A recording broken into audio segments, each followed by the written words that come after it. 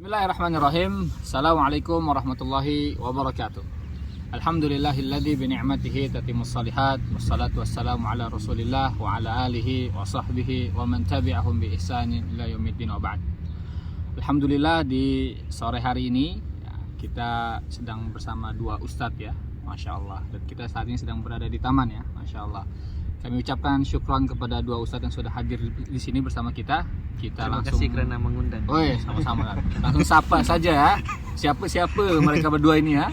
Kita langsung sapa pertama Ustadz Afifi. Assalamualaikum Ustadz. Waalaikumsalam warahmatullahi Sehat kabarnya Ustadz? Alhamdulillah, sehat selalu saya. Alhamdulillah. Selalu. Yang kedua ada Ustadz Aidil lah. Sehat Ustadz Aidil? Alhamdulillah, taibin, sehat. Oke, alhamdulillah. Kawan-kawan sekalian, ya di sini kita nak bincang ya, nak tanya-tanya kepada dua ustadz ini ya tentang apa ya, ini sudah maklum ya, orang sering mendengarnya ya. Kalau orang-orang sering pusing-pusing ke dunia jalan-jalan gitu kan, tapi kok tidak pernah berkunjung kepada tempat ini ya kan, tempat yang memang mulia Masya Allah ya. Kita akan bahas bersama tentang kaitan tentang umrah ya. Kita sering dengar, nak tengok di TV banyak orang pergi ke Arab. Untuk apa sebenarnya ya? Apa makna umrah sendiri, apa hukumnya gitu. Nah, kita apalagi kita sebagai muslim harus lebih tahu ya kan tentang makna hukum itu sendiri. Kita langsung tanya saya kepada Ustadz Aidil. Oke, Ustadz Aidil, sebenarnya apa sih makna umrah itu sendiri, Ustadz Aidil? Makna umrah. Bismillahirrahmanirrahim. Assalamualaikum warahmatullahi wabarakatuh. Waalaikumsalam. Jadi makna umrah itu sendiri dari segi bahasa itu sama aja dengan ziarah, kita menziarahi umrah. Kalau dari segi istilah itu berarti kita menziarahi Baitul Makkah, Masjidil Haram ya, di Makkah, terletaknya di Makkah. Nah, dan di situ ada namanya tawaf, di situ ada namanya sa'i, dan tahallul gitu. Nah, istilahnya ada gitu. Ya. Oke, baik. Segitu.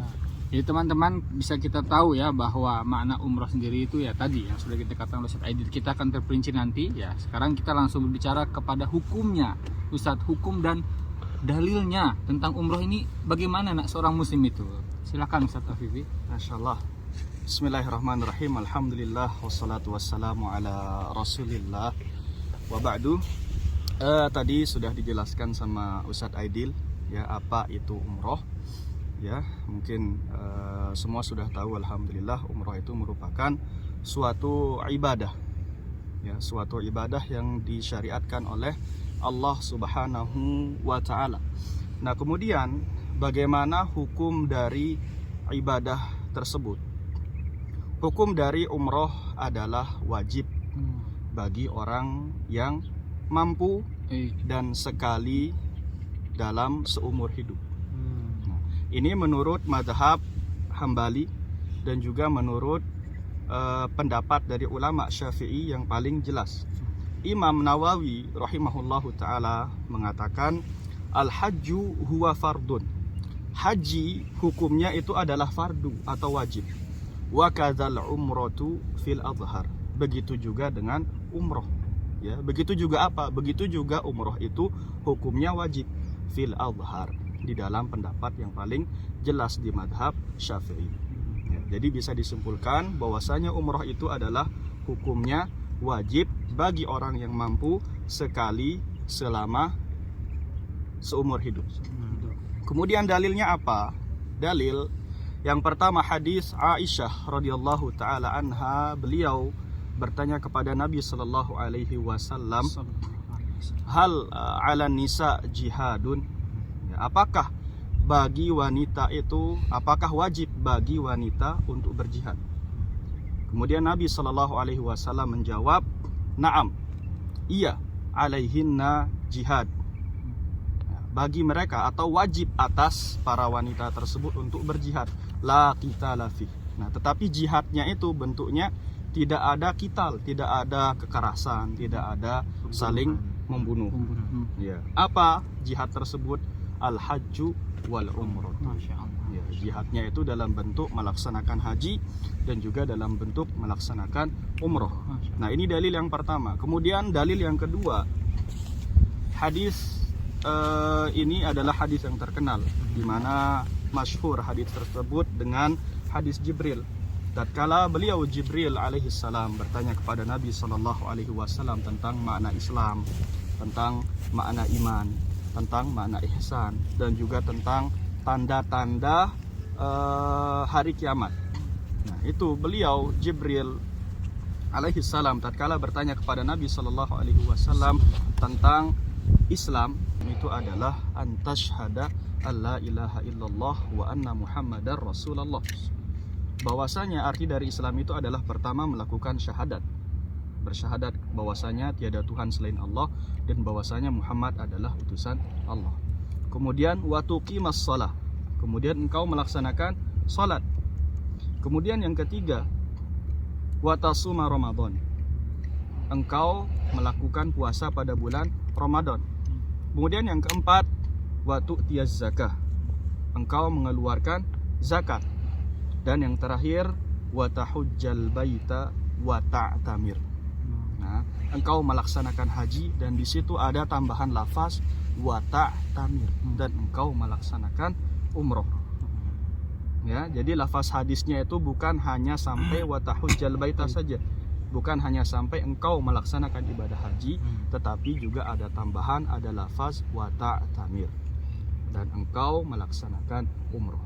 Nah, itu dalil tadi, dalil yang sangat kuat. Pertama dari hadis Aisyah radhiyallahu taala anha, kemudian yang kedua dari hadis Jibril alaihi salam. Begitu, Ustaz. Masya Allah ya.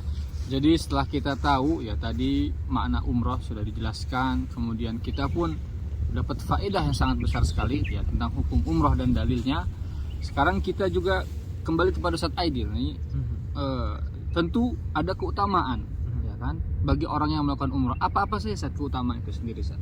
Oh, jadi keutamaan ataupun fadilat kita menunaikan umroh ataupun haji ya. Jadi sudah dijelaskan sebenarnya sama Ustaz Afifi bahwasanya salah satunya itu adalah merupakan kesempurnaan kita dalam Islam. Berarti kalau kita sudah melaksanakan umroh ataupun haji dan itu berarti kita sudah melaksanakan keislaman kita, sudah sempurna Islam kita. Masya Allah. Jadi dan antara fadilat yang lain, misalnya kita buat umroh satu kali, kemudian kita buat umroh sekali lagi. Jadi itu merupakan kafarah buat kita, penghapus dosa. Jadi antara satu umroh ke satu umroh yang lain, jadi di tengahnya itu ada penghapus dosa, kafarah. Dan sama juga atau misalnya kita bikin haji, pada waktu haji, musim haji kita bikin haji, dan tidak ada ganjaran lain selain yang telah dijanjikan ialah syurga, ya, penghapus dosa dan juga syurga.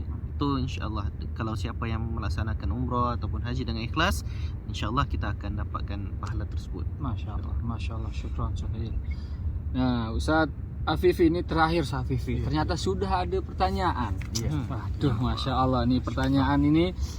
Jadi bagaimana hukumnya misal ya, terlebih saat ini kita sedang diuji dengan pandemi ya, mudah-mudahan Allah segera angkat pandemi ini ya, bagi orang-orang yang memang belum bisa berangkat untuk umroh ya, mungkin karena kesehatan, mungkin karena hal-hal yang lain yang kita diketahui. Nah, apakah bisa sebenarnya umroh itu diwakilkan atau dibadalkan? Mungkin bisa dijawab Ustaz Afifi. Ya, tadi alhamdulillah kita sudah mengetahui apa definisi umroh, kemudian apa hukum dari umroh, kemudian apa keutamaan atau pahala yang akan didapatkan kalau kita melaksanakan umroh. Nah, kemudian terkait kewajiban umroh ini itu terdapat 3 kondisi. Ya, terdapat 3 kondisi pada seseorang, dan 3 kondisi ini nanti hukum masing-masing hukumnya itu berbeda. Pertama, ada yang memiliki harta banyak, mampu dalam segi harta, kemudian mampu dalam segi badan juga, dalam segi kesehatan itu dia mampu untuk melaksanakan umroh, tetapi ternyata semasa hidupnya, nah itu dia tidak sempat untuk melaksanakan umroh. Jadi di sini kondisinya adalah dia mampu secara finansial, secara harta, kemudian mampu dari segi kesehatan. Nah, maka hukum bagi orang tersebut adalah wajib umroh. Nah, bagaimana sekarang kalau misalnya dia ternyata tidak melaksanakan umroh sampai meninggal? Ya, maka di situ juga hukumnya tetap wajib bagi dia, tetapi jalan keluarnya adalah dia harus diumrohkan oleh orang lain. Harus diumrohkan oleh orang lain. Kenapa? Karena kewajiban untuk dirinya atau untuk orang tersebut itu sudah tertuliskan. Nah, ini kondisi yang pertama. Kemudian untuk biaya-biaya umroh dia yang dilakukan oleh orang lain, nah itu harus diambil dari harta peninggalannya. Bahkan ulama juga mengatakan harta warisan tersebut tidak boleh dibagi sebelum kewajiban dari si mayit tersebut tertunaikan. Ini yang pertama. Kemudian yang kedua, ya, ada seseorang yang mampu secara finansial, tetapi tidak mampu secara fisik. Tidak mampu secara fisik. Nah, dalam kondisi seperti ini, dia semasa hidupnya juga sama, harus meminta orang lain untuk melaksanakan umroh bagi orang tersebut. Kemudian, bagaimana apabila orang tersebut ternyata semasa hidupnya juga belum sempat untuk menyuruh orang lain mengumrahkan bagi dirinya sampai dia meninggal? Nah, maka di situ ya sama seperti yang pertama. Setelah meninggal harus juga meminta orang lain untuk mengumrohkan bagi dirinya. Nah, ini jadi sama-sama wajib, ya, sama-sama wajib. Kondisi yang pertama dan kondisi yang kedua. Kemudian yang terakhir, nah itu terdapat kondisi seseorang yang dimana dia tidak mampu secara finansial, kemudian dari secara fisik juga sama tidak mampu. Nah, maka di situ dia untuk umroh dia itu tidak wajib, tidak wajib untuk melaksanakan umroh. Akan tetapi kalau misalnya dia melakukan umroh atau setelah meninggal misalnya, kemudian dia meminta kepada orang lain untuk mengumrohkan dirinya, baik dia atau keluarganya, ya. Kalau sudah meninggal berarti di sini keluarganya yang meminta orang lain untuk mengumrohkan orang tersebut, maka baginya ganjaran yang sama atau ganjaran yang besar sebagaimana telah disebutkan tadi sama Ustadz Aidil. Dan termasuk Syekh bin Baz rahimahullahu taala mengatakan bahwasanya melakukan haji dan juga umroh kepada orang lain itu merupakan salah satu bentuk ketaatan kepada Allah, merupakan salah satu bentuk ibadah kepada Allah Subhanahu wa taala yang ganjarannya itu sangat besar dan pahalanya itu akan sampai kepada orang yang diumrohkan tersebut, baik dia itu telah meninggal ataupun masih hidup. Ini merupakan perkataan dari Syekh bin Baz rahimahullah ta'ala. Jadi begitu sih. Masya Allah. Teman-teman, kita banyak sekali faedah ya dengan perbincangan ini ya, dari hukum umroh, mana umroh, dalilnya.